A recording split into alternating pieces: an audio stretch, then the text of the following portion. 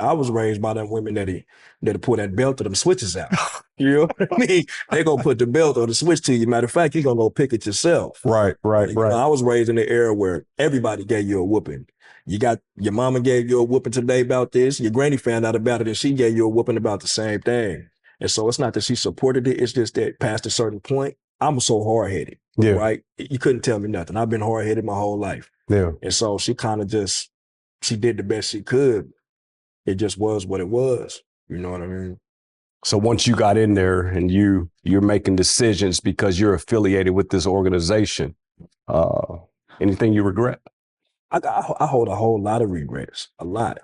And so my mother, to give you a brief backstory on her, she battled with drug addiction her entire life. Okay. Right. Yeah. And so, but she wasn't no junkie. She wasn't a street walker or things of that nature. My mother was a hustler. She was going to turn a penny to a 20 real quick. Yeah. And she hid her addiction from us. I didn't know my mother was addicted to drugs until I was in my late teens. Wow. Okay. Didn't even have a clue that she was addicted to the same drug that I was selling. Wow. At what age were you selling? At a young age, early teen. Who taught you that? The streets and everything around me.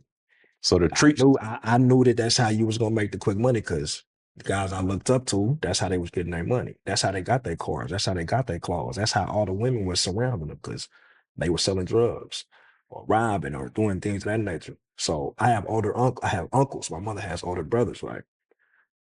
They were in and out the penitentiary their whole life. So in my childhood, they were mostly gone. They spent most of their lives in the penitentiary. You know what I mean? So yeah. All the male figures in my life were missing because they were all doing time. And so all the male figures were missing because they were doing time. And then you chose a lifestyle potentially that could land you up. Inevitably, right where they were. Inevitably. Did you go? I did. How long?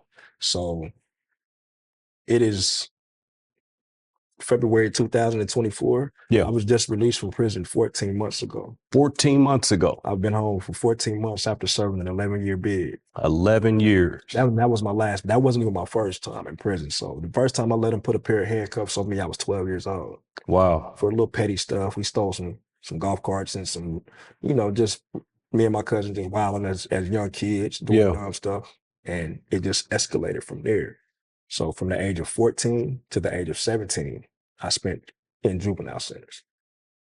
Did you graduate from high school? I did not. I got my GED when I was 16 years old in a juvenile youth center. Got you. Yeah, Tarkio Academy up in Tarkio, Missouri. Wow. Mm-hmm. Okay, so you get handcuffs placed on you at 12. I mean, I would think that would be pretty frightening, man, at 12. Or what was that like? Or was it glamorized? It was glamorized. But for me, I just had, I've said this more than once, I just had this switch that either did come on or didn't go off, right? And I've always had the ability to adapt to any environment. Okay. I've always had a different type of mental fortitude to be able to adjust to any situation. So it felt like that was a rite of passage. You go to jail, you come home, everybody like, oh man, little bro did time. Like that was a badge of honor. We wore that as a badge of honor as youngsters, even though we didn't know what to call it at that time. That's what you did. So at 12 or 13, I went, they took me to the Scared Straight program. I'm sure you're familiar with. Yeah, I seen it on TV. Yeah, so I did the Scared Straight program. Wow. They sent me to a prison. We took a tour of the prison. Coincidentally, both of my uncles were incarcerated in that prison. So you're on this show that's trying to. It wasn't the show. It was just, back then it was just you load them up on the bus with the juvenile officers and you take them to these prisons to try to scare them straight. This is before the TV and all of that stuff came about. So did it 90s, early 90s. So would you say that it didn't deter you? Did it? It didn't. I was comfortable. I knew all type of people that was there, right? So I was right at home, as well as a lot of the other youngsters that was with us. We were right at home because everybody we knew, this is what they was doing. So it wasn't a thing that it didn't scare me straight. I will be 1000%. It didn't scare me straight.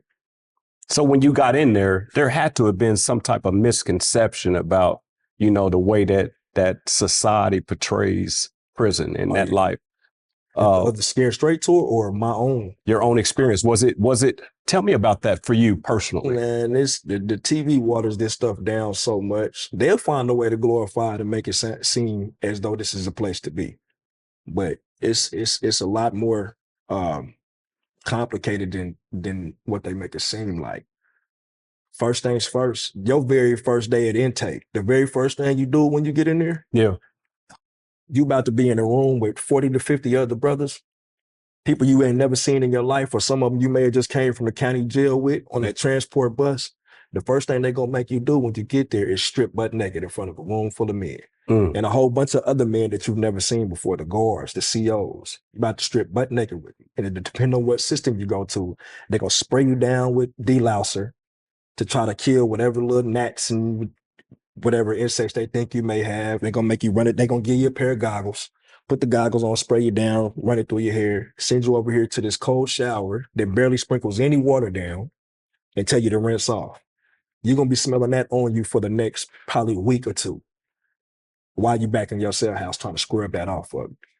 It's not sweet. And that's the very first thing you're gonna see. That's what they're not showing. And even in the parts of the shows and the movies that they do show, they kind of show that briefly. They might show dudes laughing and joking. You ain't laughing and joking. This ain't laughing joke time. You butt naked and in front of a whole bunch of strangers. Yeah. CEOs cracking jokes and all this type of stuff. It was one CEO one time when I came through, he said, I've seen about 1,000 in nuts and butts all day. This is a joke to them. Wow. This is fun and games to them. What, I mean, did you have any, because of the fact that you have family inside, was it tough for you in regards to just the activity, the criminal activity that happens within prison? Or is there activity in there that happens like that? Yeah, there's plenty of activity. The politics don't stop when you leave the streets. They just get started while you've been there. And now all of these same people that was politicking out here might have been from one side of the city or one side of the state or whatever. Now you got all these people in one melting pot. So it's naturally gonna go up on a regular basis. So you get there, it's not, and that's another thing. You get to prison, and it also depends on what prison system you go into, whether it be the state penitentiary or the federal penitentiary. Your crime dictates which one? Yeah. Okay. So the politics are different on both of those yards. And you've been to both? I've been to the state. I fought my federal cases. I beat my federal cases, but I did my time on the state yard. Got you. Right.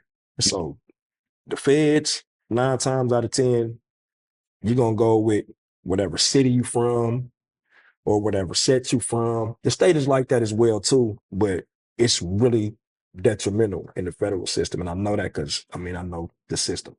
So if you have a change of heart per se, and you realize that you want to go into prison and you say, I don't want to be affiliated with Bloods anymore. What was that like? My last bid, which was my 4th bid as an adult, right? That was the decision I made for myself. And I can honestly say for me, there wasn't a single problem. There wasn't a question that was asked of me because I had done all I had to do in previous bids. And so my last bid, first and foremost, let me say this. I have a prison number, an ID number in 2 different states. Wow. My Missouri prison number is 1098398. That's what you will be known by, your number. My Kansas number is 108166. So my last bid, I did the majority of it in Kansas. So I did 8.5 of my 11 years in Kansas. They didn't know me over there. A lot of people did because, state line right there. But my name traveled with me wherever I went because somebody somewhere is going to know who you are. There ain't no secrets in the penitentiary. Right. Somebody somewhere is going to know who you are. But it's also in just the manner in which you carry yourself, right? So by the time I got to the Kansas Department of Corrections on this last bid, I had already made my mind up that this wasn't the life I was going to live. Thank you for listening, and join the movement at Let's Talk Shop. We are changing the community one conversation at a time.